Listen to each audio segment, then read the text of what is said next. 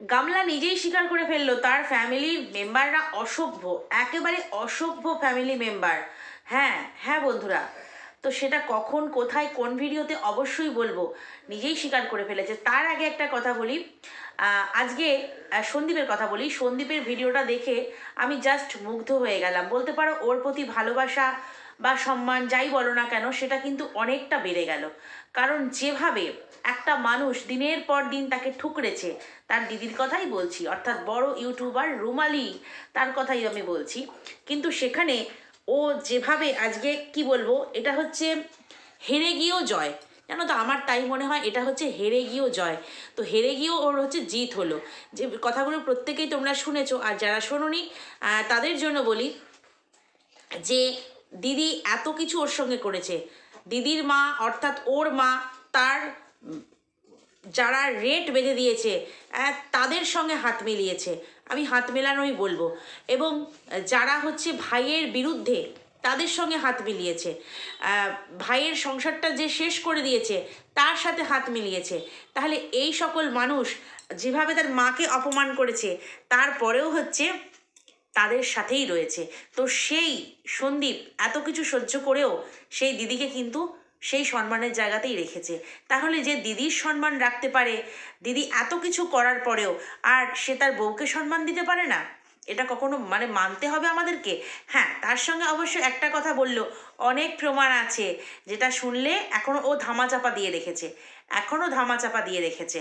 কিন্তু আমাদের কাছে আর প্রমাণের কিছু বাকি নেই ভাই। আমরা হয়তো যারা তোমাকে ভালোবেসে দেখি, অনেক দিন ধরে দেখি, পুরনো ভিউয়ার্স, তারা কিন্তু আমরা বুঝেই গেছি যে আর কি কি প্রমাণ তুমি তোমার স্বার্থে, তোমার স্বার্থে নয়, যাকে বাঁচাতে চাইছো তার স্বার্থে কি কি প্রমাণ তুমি রেখে দিয়েছো, কিন্তু প্রকাশ করনি, এতটাই ভদ্র বলে।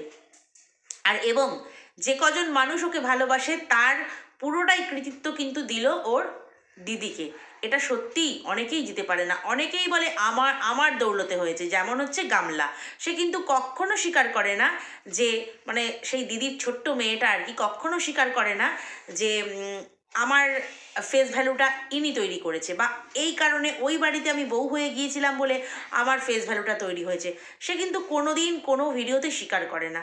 আসলে এতখানি অকৃতজ্ঞ, বেইমান, আরও মানে আরও যত যত মানে কথা শব্দ আছে, ওকে যতটাই বলবো সবটাই কম হবে। তার আগে একটা কথা বলি, আমাকে একজন কমেন্ট করে বলেছে যে সবসময় তোমরা গামলার দালাল গামলার দালাল বলো, তাহলে তো সন্দীপের দালাল হচ্ছে সীমা, সেটার বেলা তো কিছু বলো না। আচ্ছা, দালাল যে হয় সে কিন্তু চুপে চাপে কাজ সারে, দেখেছো তো মিট আপে কী সুন্দর করে এনভেলাপে টাকা বা চেক যাই হোক না কেন সে নিচ্ছে। এই ভিডিওটা কিন্তু সে দেয়নি, আমরা কিন্তু অন্য ইউটিউবারের ভিডিওতে পেয়েছি। ওই জন্যই বললাম দালাল, দালাল কাকে বলে, যে দালালি খাটে তাকে দালাল বলে, দালালি অর্থাৎ কমিশন পায়। কিন্তু সীমাদি যখন ওর বাড়িতে যায়, তোমরা দেখেছো সন্দীপের থেকেও ওর কিন্তু ওই বাচ্চাটার সঙ্গে বেশি হৃদ্যতা। আজকেই দেখলাম সীমা পিসির বাড়ি যাব, পিসি তো বলে না, পিপি পিপি করে, পিতি পিতি বলে, পিতি বলে। তো যাব, কতখানি আনন্দ। একটা বাচ্চারা কিন্তু সঠিক মানুষটাকে চিনতে পারে। আমরা বড়রা অনেক সময় মানুষ চিনতে ভুল করি, কিন্তু একটা বাচ্চারা বোঝে কে মন থেকে ভালোবাসে, কে মন থেকে ভালোবাসে না। আর আমি কি করে সীমাদিকে সন্দীপের দালাল বলি, তার কারণ হচ্ছে ও একটা মানে ও তো শুধু সন্দীপের সঙ্গে শুধু কন্টেন্ট নিয়ে যায় না, ওর বিপদে আপদে যেভাবে সীমাদি রয়েছে, আবার হচ্ছে সীমাদিদের অসুবিধা সুবিধা তো যেভাবে সন্দীপ রয়েছে, একটা পারিবারিক সম্পর্ক হয়ে গেছে। এখানে দালাল ব্যাপারটা তো খাটে না। আর ওদের মধ্যে একটা ভাই বোনের সম্পর্ক হয়েছে, ভাই বোনের একটা মিষ্টি মধুর সম্পর্ক, সেটাকে অনেকেই দালালি বলছে, অনেক কুৎসা রটাচ্ছে। তাই জন্য আমি বলি, যদি দালালি হতো তাহলে লুকিয়ে চুরিয়ে যেত, ঠিক আছে, লুকিয়ে চুরিয়ে যেত, দালালি খাটতো, সন্দীপের হয়ে কথা বলতো, সব কিছু চুপে চাপে চলতো, অথচ ক্যামেরায় এসে সবটা বলতো। সেটা কিন্তু নয়, একটা পারিবারিক সম্পর্ক হয়েছে, যেটা আমরা দেখতে পাই। আর দ্বিতীয়ত হচ্ছে, আরেকজন বলেছে যে কমেন্ট করেছে, আমি আগের দিনে বলেছিলাম যে মিট আপের ব্যাপারটা নিয়ে, গামলার মিট আপের ব্যাপারটা নিয়ে একজন বলেছে আমি তো অবশ্যই মিট আপে যাবো, আমার কাছে ভগবান দর্শন মনে হবে এবং সেদিন আমি পুজো দেব। যাই হোক, যার যার চিন্তাধারা আর কি, মানে কেউ কেউ হচ্ছে গামলামুখীকে পুজোও করে, মানে পুজো মানে দেবীর সমানে তুলে দেয় আর কি। কিন্তু সেই দেবী আজকে বলল যে আমার ফ্যামিলিটা একদম অসভ্য ফ্যামিলি। হ্যাঁ, সেটা তো বলবোই, কত সেকেন্ডে তোমরা গিয়ে নিজেরা ওর মুখে শুনে আসবে। তার আগে বলি, একটা কথা শোনা গেল যে মাসির মেশো, আমি গতকালকের ভিডিওতে বলেছিলাম যে মাসিও কি তাহলে পরকিয়া করে, সেটা কিন্তু ও ওর শাশুড়ি মাকে বলেছিল বলে ওই সূত্র ধরেই আমি বলেছিলাম কথাটা। তো যেটা শোনা গেল, যেহেতু কি বলবো, কিছু কিছু মানুষ এখন সন্দীপদের সঙ্গে মিশছে, জানছে, চিনছে, সেখানে সন্দীপ তার মাসি শাশুড়ির কথা অবশ্যই হয়তো জানবে। তো সেখানে শোনা গেল মাসিও কিন্তু মেশোর সঙ্গে থাকেন না। কেন থাকেন না সেটা কিন্তু আমরা জানি না। মাসিও কিন্তু মেশোর সঙ্গে থাকে না, মানে যে মাসির বাড়িতে পিকনিক করতে গিয়েছিল, খিচুড়ি বেগুন ভাজা চাটনি দিয়ে, পোকা বেগুন ভাজা, পোকা বেগুন ছোটো ছোটো করে কেটেছে, সেই খিচুড়ি আর চাটনি দিয়ে হচ্ছে পিকনিক করতে গিয়েছিল। তো যাই হোক, সেই মাসিও কিন্তু মেশোর সঙ্গে থাকেন না। এদের কি ফ্যামিলি ট্রেন্ড, মানে এটা কি বলবো, ট্রেন্ডিং একটা ট্র্যাডিশন বজায় থাকে যে আমি এর সঙ্গে থাকবো না, মানে স্বামীর সঙ্গে থাকবো না, বেশ কিছু বছর পর নিজে নিজে একা একা থাকবো, বা যাই হোক কোনো পুরুষ ধরে থাকবো, যেমন গামলা করেছে আর কি। জানি না, জেনে অবাক হলাম যে মাসিরও এরকম ব্যাপার। আরেক মাসি, সে 16-17 বছর বালুরঘাটে থাকে, সেই মাসি হচ্ছে 16-17 বছর বাপের বাড়িতে আসে না। কেন আসে না সেটাও তো একটা প্রশ্ন, তাই না? তো যাই হোক, তো এরকম একটা ফ্যামিলি ব্যাকগ্রাউন্ড যেখানে আছে, তো সেখানে তো এ ধরনের ঘটনা ঘটতেই পারে। এবারে আসি হচ্ছে, ভিডিওতে দেখলাম লাইফা, অর্থাৎ সেই আরশ ভাইয়ের দেওয়া নাম লাইফা, হচ্ছে তার কি বললো, বড় মাসির মেয়ের মেয়ে, অর্থাৎ লাইফা সেখানে মামা। ভাগ্নিকে যেভাবে জড়িয়ে ধরে, কিভাবে জড়িয়ে ধরেছিল দেখেছিল? একটা দেখবে এখনকার বইতে না, মানে একদম ছোট ছোট বইতে, মানে একদম মানে ছোট ছোট বইতে, ছোট ছোট ক্লাসে আর কি, এই ক্লাস 1-2 এই সমস্ত ক্লাসে না, এখন থেকেই আমরা যেরকম 8-9-এ উঠে আমরা শিখেছি যে মানে বায়োলজিক্যাল ব্যাপারগুলো আমরা জেনেছি, কিন্তু এখন ক্লাস 1-2 থেকেই কিন্তু খারাপ স্পর্শ, ভালো স্পর্শ, খারাপ স্পর্শ হলে বাচ্চারা কিভাবে প্রোটেস্ট করবে, কিভাবে নিজেকে প্রোটেক্ট করবে, সব কিন্তু এখনকার বইতে লেখা থাকে। তো সেখানে দেখলাম যে ওই লাইফা, ও দেখলাম ওর ভাগ্নিকে কিভাবে আদর করছিল, তুমি দেখেছো? তোমরা দেখেছো? চোখে লাগেনি কারণ, কিন্তু কেউ কিচ্ছু এটাকে নিয়ে বলেনি।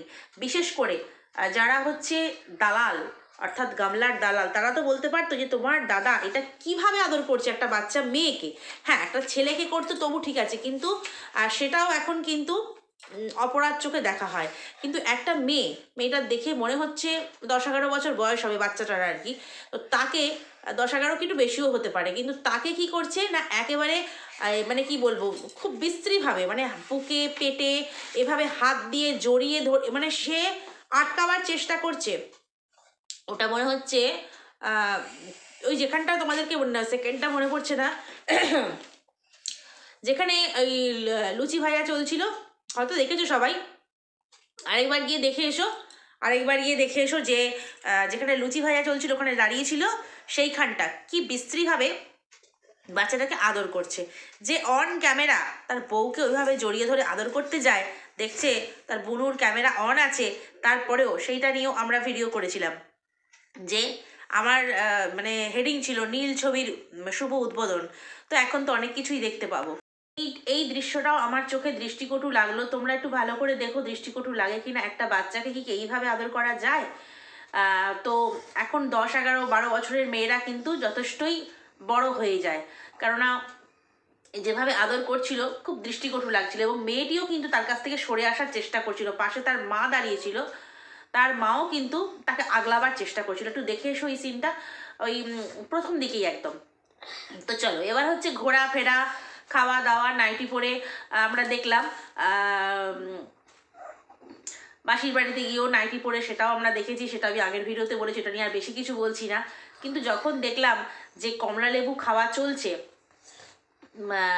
সেখানে একটা উঁচু ঢিবির মধ্যে বসে খাওয়া চলছে, সেখানে ব্যাকগ্রাউন্ড থেকে মা অথবা মাসি অথবা বৌদি, গলার আওয়াজটা ঠিক বুঝতে পারলাম না, মা অথবা মাসি অথবা বৌদি গামলাকে বলছে যে শিকড় গজিয়ে গেছে। ওখানটায় মনে হয় অনেকক্ষণ ধরে ও বসেছিল, সেই জন্য বলছে শিকড় গজিয়ে গেছে। আচ্ছা, এগুলো আমরা ছোটোবেলায় মানে মানে একদম ছোটোবেলায় না, একদম যে যারা কি বলবো স্কুলে পড়তে, একদম যারা কি বলে মানে বাজে স্টুডেন্ট যাকে বলে, বাজে স্টুডেন্ট বা কি মানে বোঝাতে পারছি না আমি, একদম থার্ড ক্লাস স্টুডেন্ট যারা, তাদের মুখে না এই ধরনের শব্দগুলো থাকতো, পিছনে শিকড় গজিয়ে গেছে। অর্থাৎ ওখানে গামলা অনেকক্ষণ ধরে বসেছিল বলে, মানে ক্যামেরার এপাশ থেকে ওটা মনে হচ্ছে 15 মিনিট 42 সেকেন্ডে, তো ওখান থেকে বললো যে ও শিকড় গজিয়ে গেছে, অর্থাৎ গামলার পিছন থেকে শিকড় গজিয়ে গিয়ে ওই পাথরে ও বসে গেছে। ভাষাগুলো বুঝতে পারছো, একটা ভ্লগিং হচ্ছে সেখানে তার ভাষা বুঝতে পারছো। আর সেটাতে তখন গামলা কি রিয়াক্ট করলো, উঠে পড়লো ওখান থেকে, ওখানে কি রিয়াক্ট করলো, এই অসভ্য মানুষগুলোকে আমি আর মানুষ করতে পারলাম না। অসভ্য মেয়ে ছেলেগুলো না, মেয়েগুলো বললো অসভ্য মেয়েগুলোকে, কাদের নিয়ে আমি এসেছি, এদেরকে আর মানুষ করতে পারলাম না। অর্থাৎ গামলা কিন্তু নিজেও বুঝতে পেরেছে যে কতটা স্ল্যাং ল্যাঙ্গুয়েজ ওইখানটা ইউজ করেছে। সে মাই করুক, মাসিই করুক, বৌদি করুক, যত সম্ভব মনে হলো মা করেছে। তো সেখানে নাকি বৌদি করেছে জানি না, তো সেখানে ওই কথাটা বলল 15 মিনিট 42 সেকেন্ড, যে ভিডিওটাতে ওরা পিকনিক করতে গিয়েছিল, মাসির বাড়ি পিকনিক থেকে হচ্ছে মন্দির দর্শন, পাহাড় দর্শন, নদী দর্শন সব করতে গেছে সেইখানে। তো সেখানে হচ্ছে এই যে কথাটা ও নিজেও জানে যে ওর ফ্যামিলির লোক বা ওর পরিবারের লোকেরা কতটা স্ল্যাং ল্যাঙ্গুয়েজ ইউজ করে। তো স্ল্যাং ল্যাঙ্গুয়েজ যদি এই ভিডিওতেই, ব্লগ ভিডিওতেই হয়, তাহলে ওরা যখন নিজেদের মধ্যে অফ ক্যামেরা কথাবার্তা বলে, কী ধরনের কথাবার্তা হয় বুঝতে পারছো, কী ধরনের হয়। তো ওইদিকে আরেকটা কথা বলি, সন্দীপের মানে কমেন্ট দেখলাম একটা, সন্দীপের কমেন্ট বক্সে বেশ কয়েকদিন আগের ভিডিওতে সন্দীপকেও কেউ একটা খারাপ ইঙ্গিত দিচ্ছে, ঠিক আছে, মানে খারাপ একটা ইঙ্গিত বললে ভুল হবে, খারাপ একটা প্রপোজাল দিচ্ছে। কমেন্টটা আমি তোমাদেরকে শো করাবো, অবশ্যই দেখো, শেষে কমেন্টটা দিয়ে দেবো। তাহলে সন্দীপকে এইভাবে নোংরা বা কলুষিত করবার জন্য বা কিছু অফার, এটা কারা দিচ্ছে, কেউ বা কারা দিচ্ছে অন্য আইডি বানিয়ে, কিন্তু সন্দীপ সেখানে লাভ রিয়াক্ট বা কিছুই দেয়নি, বা কিছু দেওয়ার কথাই ওঠে না ওই ধরনের কথা বলাতে। কিন্তু এই যে কথাগুলো, এই যে উত্তপ্ত করা, সন্দীপ যদি কোনো রিপ্লাই দেয় তাহলে সেটা নিয়ে বিরাট একটা কন্ট্রোভার্সি হবে। তো সেইগুলো কারা করছে, তাহলে কি এই গামলারাই কেউ করছে বা গামলার দালালরা কেউ করছে? কিন্তু এই ধরনের নোংরা মন্তব্য বা নোংরা অফার, মন্তব্য বলবো না, একটা অফার সন্দীপের মতো ছেলেকে জিতে গেলেও 5বার মানুষ ভাববে।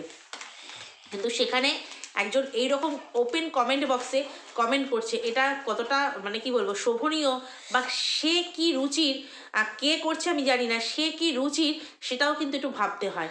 অবশ্যই কমেন্টটা তোমাদেরকে শো করব। কিন্তু গামলার ফ্যামিলি যে ফুল মানে একেবারে নোংরা ফ্যামিলি, একেবারে জঘন্য ফ্যামিলি, পরতে পরতে সে নিজে আস্তে আস্তে বুঝিয়ে দিচ্ছে। এতদিন কিন্তু লোকে বলেছে, আমি কন্ট্রোভার্সি করছি অনেকদিন ধরেই, তখন আমাকে কমেন্ট বক্সে অনেক ভিউয়ার্স বন্ধুরা বলতো ওদের পরিবারটা পুরো জঘন্য, ওদের পরিবারটা পুরো নোংরা, দেখে বোঝো না ওদের পরিবারটা নোংরা। তো এখন বুঝতে পারছি ও নিজে স্বীকার করে নিচ্ছে যে হ্যাঁ, আমার পরিবারের লোকগুলো একেবারে অসভ্য। এই অসভ্য কথাটা একেবারে ও নিজে মুখে বলেছে, অসভ্য। কেন বলছে?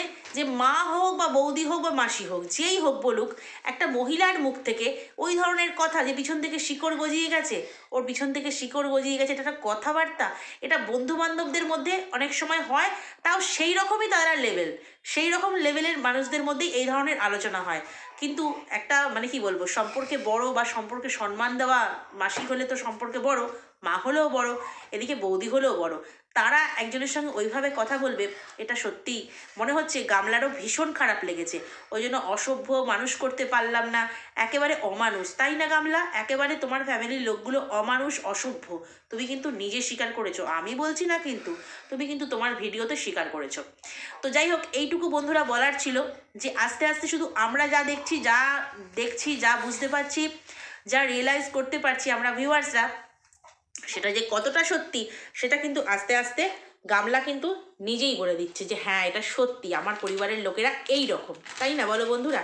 আর চলো লাস্টের কমেন্টটা না দেখে যেও না কিন্তু, যেটা কোনো একজন, কেউ একজন ফেক আইডি হতে পারে বা আসল আইডি হতে পারে, থেকে সন্দীপকে এই কমেন্টটা করেছে, কতখানি খারাপ কমেন্ট।